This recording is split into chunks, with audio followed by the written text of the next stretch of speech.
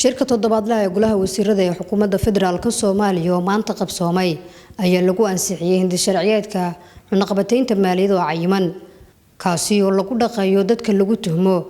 maalgelinta argagixisada iyo hindisharciyeedka maaliyadeed ee kheyraadka dhulka hoostiisa kaasi oo bixinaya awoodda lagu maamulayo nidaamka maaliyadeed ee qodista kheyraadka dhulka hoostiisa oo soo saaristiisa lagu qeexay sharciga batroolka oo tirsigiisu yahay sharci lambar 19 iyo xeerka qodista macdanta ee tirsigiisu yahay sharci lambar 7 oo soo baxay Janaayo 1984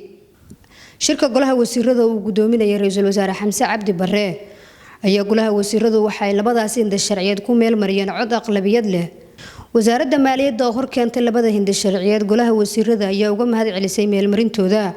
waxayna xustay labada hindisharciyeed ay muhiim u yihiin horumarinta dhaqaalaha dalka hanaanka maamulka maaliyadda iyo barnaamijka dayn cafinta Nasr Bashiir Cali warbaahinta qaranka magaalada Muqdisho.